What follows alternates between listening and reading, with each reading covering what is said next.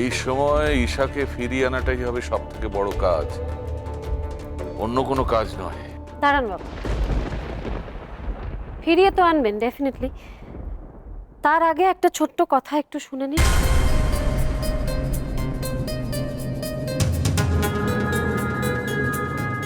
এই বাড়ির ছোট বৌমার একটা লেখা, আমি একটু বলি।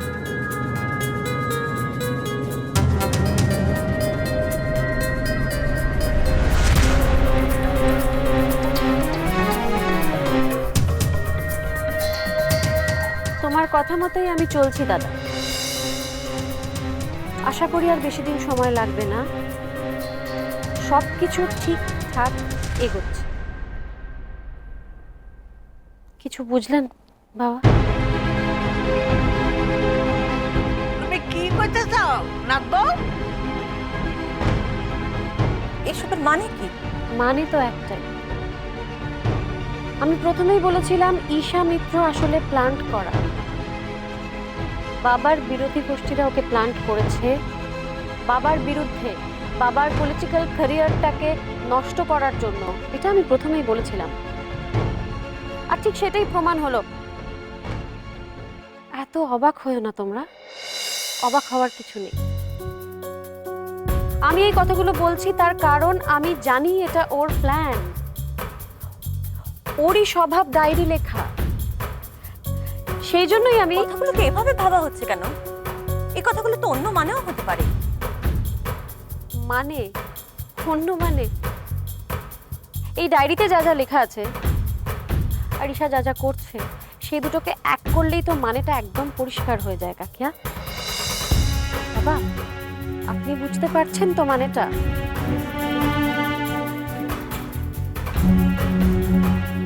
দেখুন বাবা, ঈশার এভাবে হঠাৎ উধাও হয়ে যাওয়া, তার সঙ্গে এই যে লেখাটা আমি পড়লাম, এই দুটোকে কানেক্ট করার পর নিশ্চয়ই আপনার বুঝতে অসুবিধে হচ্ছে না ঈশার প্ল্যানটা কি। আর বাবা, ঈশার দাদা একজন জার্নালিস্ট,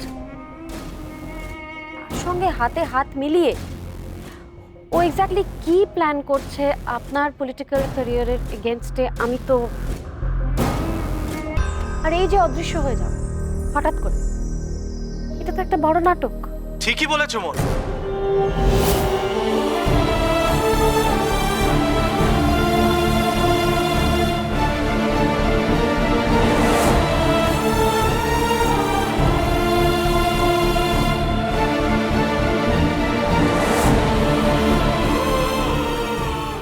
ঈশার অ্যাক্সিডেন্টটাও একটা নাটক।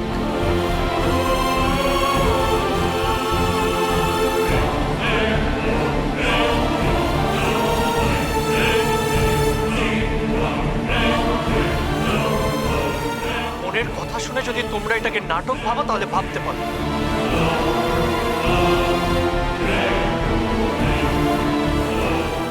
বাট একটা কথা শুনে নাও, আমি চাই না আজকের পর ঈশাকে এই বাড়িতে কেউ ব্লেম করুক।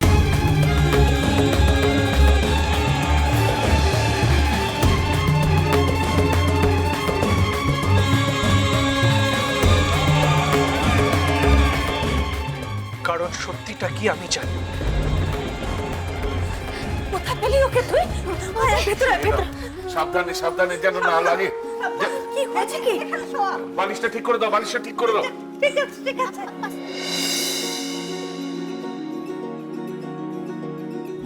ওকে তুমি কোত্থেকে পেলে?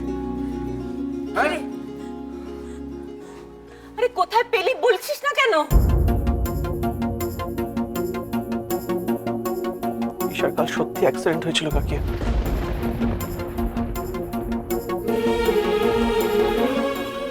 তাই ওকে খুঁজে পাওয়া যাচ্ছিল না,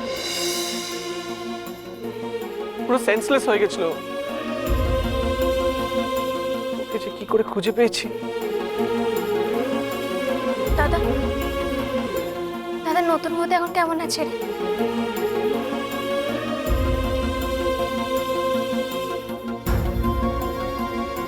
ভাল মানুষের যে কেন এরকম হয়?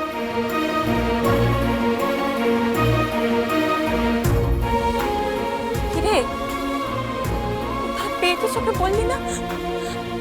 কি অবস্থা এখন ওর? ডক্টরই বলতে পারবে।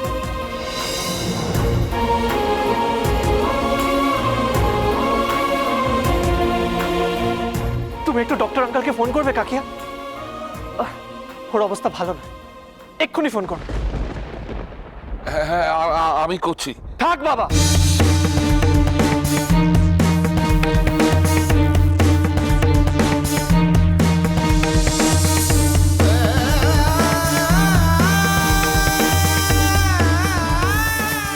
এতক্ষণ যখন খোঁজ না নিয়ে চুপ করে থাকতে পেরেছো, তাহলে বাকিটাও চুপ করে থাকো।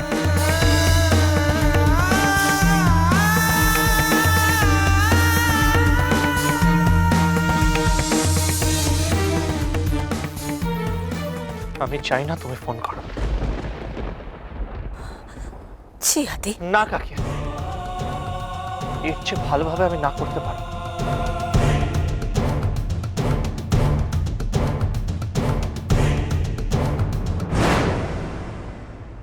আদি আমি এনাফ এনাফ মন এনাফ।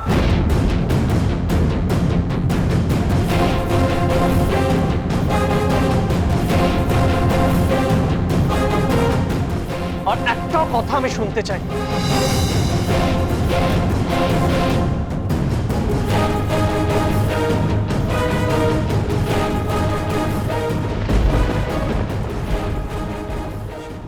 সাবধানে সাবধানে।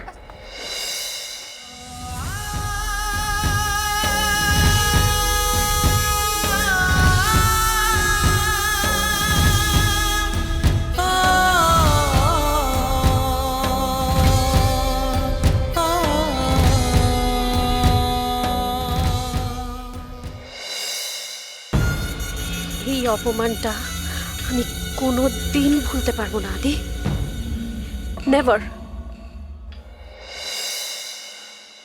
আগো পোলাটা সত্যি সত্যি খুব কষ্ট পাইছে। তো নিজের বউ তো হইব না। ভগবান যে কি করে ভগবানই জানে।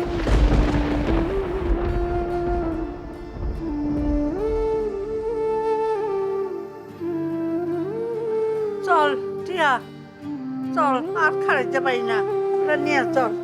হ্যাঁ ঠাম্মা। চল নিয়ে চল।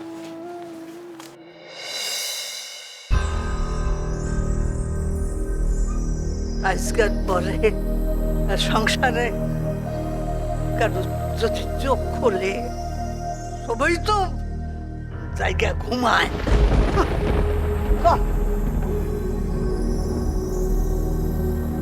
কৃষ্ণা, ডাক্তারকে ফোনটা তুমিই করো। শুনলেই তো আমি জেগে ঘুমাই, ছেলে জানে আমি পাষাণ।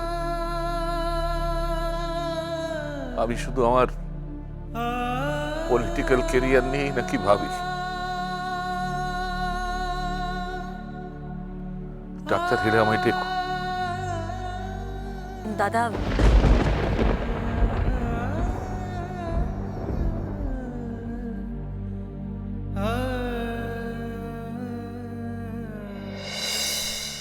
এর শেষ দেখে আমি ছাড়বো আদি। দেখি দেখি তুমি কতটা বাড়তে পারো।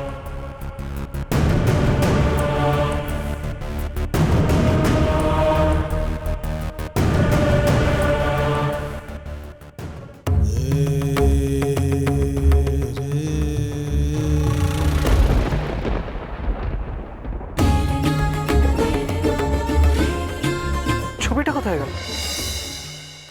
সে ছবি আমি, আমার দাদা, দিদি আর ছোটবেলাকার ছবি।